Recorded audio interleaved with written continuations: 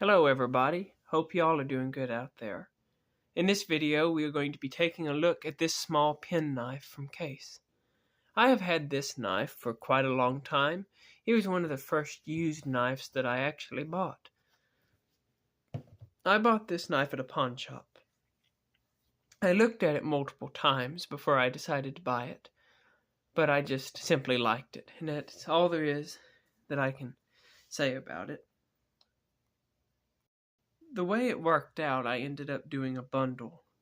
I got this Case penknife, and I also got this Buck penknife. This is called the Buck Lancer. These were going for, they were pretty expensive back when I bought this one, and I found this one, and you can see it's got a good looking blade on it. And I did a bundle deal where I got this little Case penknife and this little Buck penknife, and then I also got this Buck 110. You can see he's a little bigger than the other knives here, but this is the inverted Tang stamp Buck, where the Buck is actually stamped onto it upside down. So that puts this knife somewhere. Let me raise the camera up a little bit so I can get this Buck in it. Here we go. That actually puts this knife somewhere, from what I understand, late 60s, early 70s. You notice it also has 3 pins instead of 4 like the new ones. And it also has a brass spacer instead of a stainless steel spacer there on the back. Either way, so I got this Buck, this Case penknife, and this Buck penknife for, I believe I paid $70 out the door. And of course that was a really good deal. So I couldn't pass it up. But the one I really wanted, I wanted the Buck, but the one I really wanted out of these was this little penknife, and it's the one that I have enjoyed the most out of these 3 knives. Let me get you all back down here a little bit. Coming down in a very shaking way. There we go. Okay, so this little knife is a Case 6233. The 6 is going to be referring to these jigged Delrin handles. This is Case's Brown Delrin. It's a classic. It's been around a long time. Good, sturdy, durable material. Wonderful material. But yeah, the 6 is going to be referring to this Brown Delrin material. The 2 is going to be referring to the fact that this is a penknife. You're going to have 2 blades. You're going to have a clip blade and a pen blade. And then lastly, this model is called a 33 pattern, and that's going to be this particular handle size. That is important to say because another one of Case's popular knives, this one right here, is the 6333, which, as you can tell, has the exact same handle, the only difference being that the 6333 is a Stockman. So you're going to have your clip blade, your pen blade, but you're also going to have a sheep's foot blade crammed in there. So it's a 3-bladed knife instead of just a 2-bladed knife. And so that's going to be the difference in these 2 models. So the 6233 is going to be a pen knife, and the 6333 is going to be a Stockman. You're going to have 2 blades in this knife. You're going to have your main clip point blade. I think it's a handsome looking clip point blade. You got your swedge up here at the top. It's nice and it's slender, but it's still beefy enough. Now also, this knife is comfortable to hold in the hand. It's a small knife, but you can still get a good grip on it. I wear a size large glove. You can see there that your pinky won't fit on it all the way, but it feels good in the hand. I like the way it feels. And because it's kind of a neutral square or rectangular shaped knife, square bolsters, it's comfortable to hold in this position or in the down position or facing up and cutting towards you. It's a very comfortable knife. Let's take a look at this Tang stamp here. It's going to be very hard to focus on that right there with this camera. It'll probably be impossible. It says Case XX, Bradford, PA, 19 USA 91. Now I had to get a magnifying glass to be able to tell that that's a 91. From 1990 to 1993, Case did this unique Tang stamp where it didn't have dots but actually had the year on the blade itself. I have a few other examples of that. Let me pull one out here. We have this one sodbuster here. This is a 38 pattern sodbuster. And you can see more so about how that Tang stamp looks. Case XX, Bradford, PA, 19 USA 93. So this one would be a 93 model, where this one's a 91. And then the other one that would be great for this comparison is going to be this little maple Stockman, because this is also a 33 pattern. This is a 73-33, 7 instead of 6, because it's got these smooth maple handles. It's a really pretty little knife. But this particular one, again, you're not going to be able to see it because it's so small, that Tang stamp. But it's 1992. So we got our 91, our 92, and a 93. I still need to find a 1990 someday to complete the set of that Tang stamp, but it's pretty interesting nevertheless. And it's good to bring this little maple Stockman out anyway, since it's the same pattern. So this one was made in 91, this one was made in 92, and this is the Stockman version. Let me get this opened up here. You'll be able to see that it's the same blade. It's the same little knife, just outfitted slightly different. Again, this one being a Stockman is going to have your sheep's foot blade, where you're not going to get a sheep's foot on your penknife. So that's your main blade. It's this little clip point. This did have what Case calls their as-ground finish, so it's not as highly polished as a lot of other knives. I'll pull out a mirror polished knife really quickly here so we can compare it. Just for those out there who don't have one of each or haven't seen each. This knife on the bottom is a mirror polished Case. See, you can see my closet door in it right there. Or, if you're going to, I can move my arm around. You can see my fingers.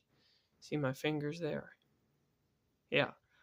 It's highly mirror polished. It reacts like a mirror. This is what Case calls their as-ground blade. It's not so highly mirror polished. You can still see some reflections, but they don't have the reflection like a mirror polish does. Both are good. I like both. I like having knives, some with more of a satin as-ground blade, some with more of a mirror polished blade. It don't make a big difference. We'll leave that peanut out there for comparison in a minute. But your secondary blade is going to be this little pin blade. You can see it's got a good point right in the middle of it there. It's a good usable blade. You got a swedge at the top of it there above the nail nick on the end. It's a good useful blade, especially for sharpening pencils, stuff like that, when you don't want a large blade. Notice there, 6233 SS stainless steel.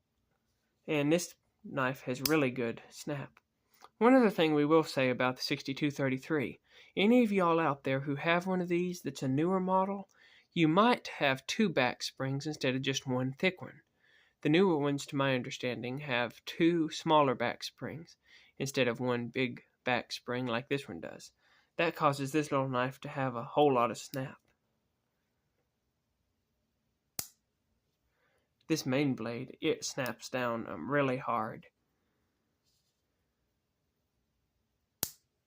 I remember that was one thing when I was looking at it down at the pawn shop. The guy that was handing them out kept saying, "Wow, that thing's got a snap to it."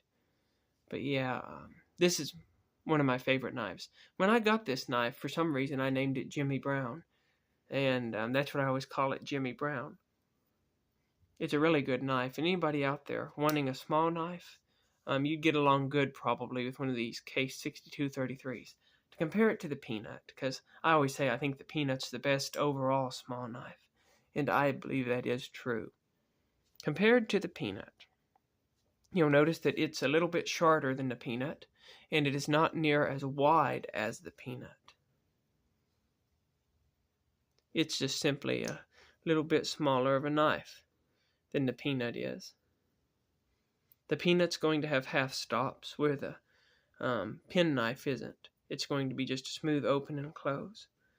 And this being a pen knife, will have a blade come out of each end, where the peanut, being a jackknife, is going to have both knives come out of the one end, and it's going to have a liner going down between them. For blade size, the peanut's going to have a bigger blade on it. It's going to be a whole lot thicker, but it's also going to be longer and have more meat on it. And then the secondary blade, your pin blade, you're going to have a clip and a pin blade on both of these models of knives, although they are going to be shaped slightly differently. Then there's the pin blades compared. Not as much difference as there was with the clips, but the peanut still has a bigger blade. For most people, I think that you could get by just fine with a peanut as an everyday carry. Whereas this pen knife, some people can get by with it, some people probably can't. My uncle carried the Stockman version for a long time. He never had a bit of trouble. It worked just fine for him. And a lot of people, it would work just fine for. But let's throw a few other knives in there before we end out. Just for a size comparison, we'll use the main clip blade for our comparison. In case you have any of these other knives, you can get a good guess about how big this little pen knife is. There it is compared to a Sodbuster Jr. Here it is compared to a full-size Trapper. You can see it's a small knife.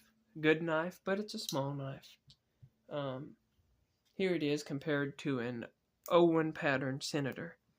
Again, this isn't a very common pattern here at all, but it is an interesting pattern, and the handles are basically the same length. This one is in mother of pearl, as you can see. But when it comes down to between these two knives, if you're actually going to use the knife, this 33 pattern is going to be a lot more practical than this little 01 pattern Senator. It's not near as practical of a knife, I don't believe, although it's really cool.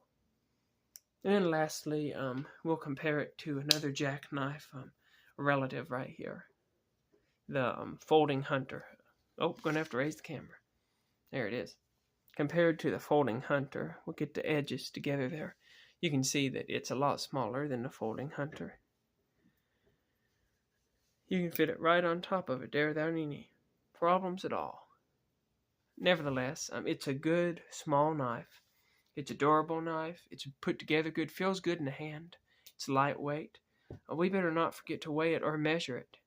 And then we'll end out this review. Don't want to ramble on too long. But let me see here. Let me grab my scale and scoot it over here so we can get to it. Here it is. Make sure I do it right. Put it ounces there. 0.85 ounces. Yeah. Wait a minute. Yeah, 0.85 ounces is what it's coming in at. To compare that, the peanut with the same handle material. Let me try that again. Now it's messing with me there. Yeah, 0.85.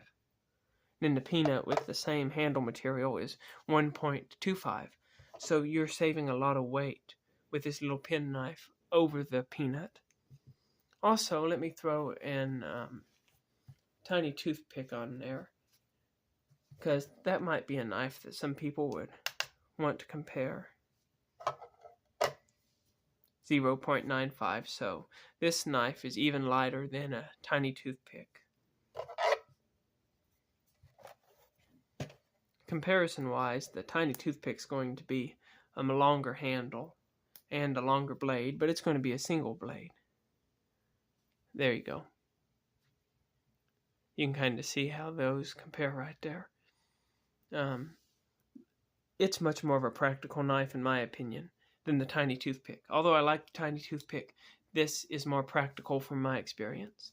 And lastly, let's measure him to see how long he is. And then we'll call it done for this video. Coming right in at 2 5/8. Yep, 2 5/8. So he's about 2 5/8 inches long. So yeah, y'all, if you have one of these old pen knives, comment down below how you feel about it, what you like about it, what you don't like about it. How do you feel about it compared to a peanut? Let us know in the comments. Y'all out there, you have a good day and keep your knives sharp. Bye-bye.